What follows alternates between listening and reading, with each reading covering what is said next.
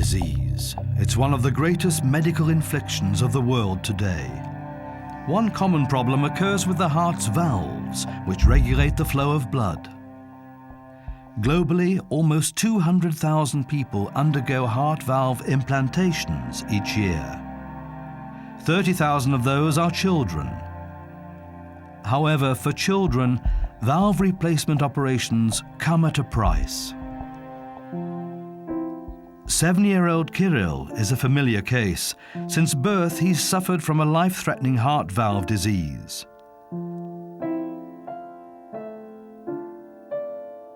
After a string of unsuccessful operations, his parents brought him to see Dr. Felix Berger at the German Heart Institute in Berlin to fit a new valve. 1 year ago that we have seen us last time. I would like to welcome you. Hello. Well, the operation in 2007 went perfectly well, and the situation of the child improves dramatically, and we can send him at home very quickly after the 2 weeks stay in the hospital. But unfortunately, since the operation, Kirill's heart rejected the valve. So now he faces yet more traumatic surgery, which puts him and other children in his situation at risk. We tried to keep him as calm as possible because the doctors told us, be careful he doesn't fall and hurt himself. In the beginning we restricted his activities, and now we're waiting for him to be able to run and jump again. Are you okay? Valve rejection is just one of a long list of complications associated with heart operations. But it's the aim of LifeValve to tackle that list and to give children like Kirill a fighting chance. Currently, for surgeons like Simon Hörstrup, there are 2 types of heart valves to treat patients, and each comes with its pros and cons. One type is the so-called mechanical heart valves, an example of this being here. It's a very simple valve made of metal and carbon. The downside of this is that, of course, as an artificial implant, they cannot grow.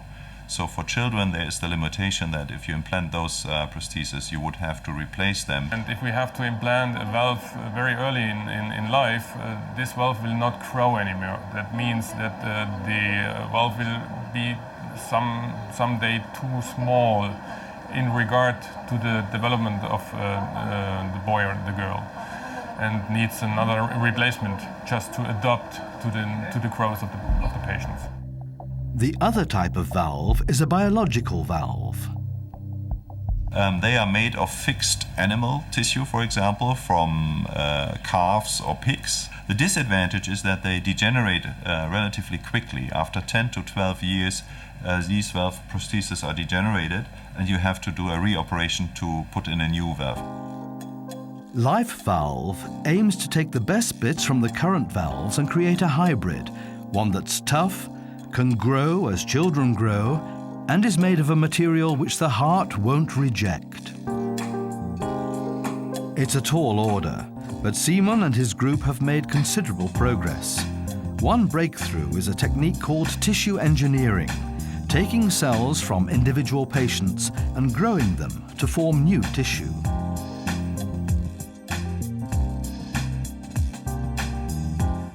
Tissue engineering uses first of all cells. So you have to get cells from the patient. You take these cells, expand them in the laboratory. You can take them from bone marrow, from little biopsies of the body. And these cells then are expanded, multiplied in the laboratory.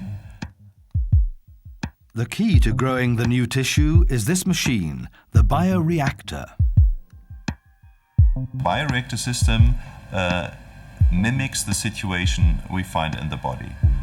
So we have body temperature, 37 degrees Celsius, and the most important part is that we have flow and pressure conditions, a pulsed flow which is very similar to the situation in the body. And by these circumstances we condition, we train the tissue-engineered heart valves and adapt them to the situation, to the function they will face in the body later on.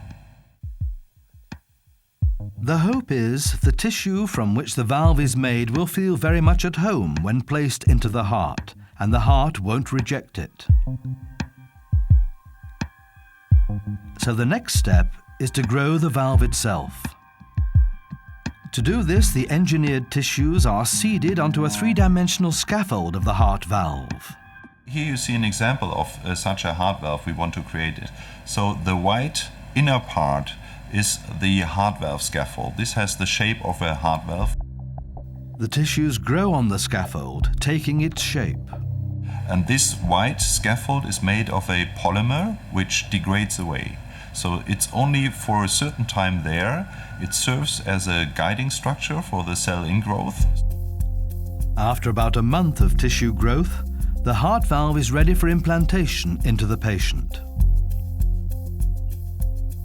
Replacement of heart valves is another area where scientists are making great strides. Today, almost all replacements are performed with open heart surgery.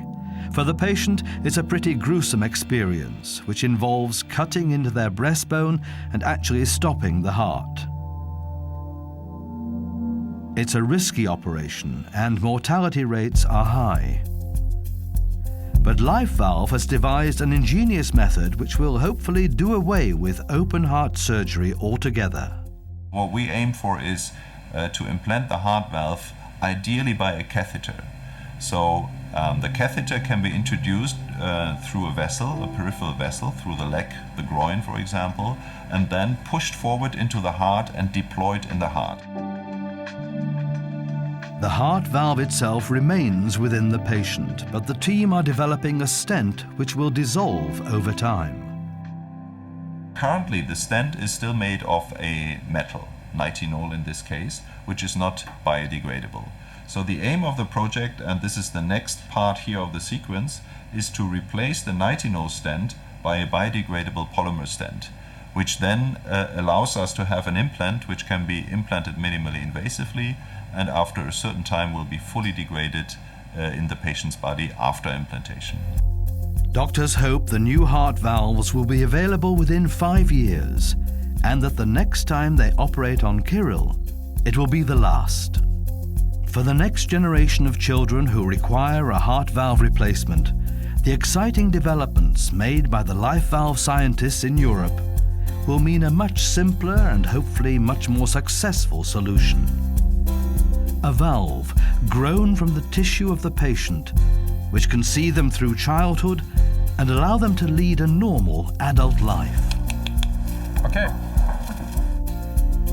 It's a success story Kirill hopes to be a part of.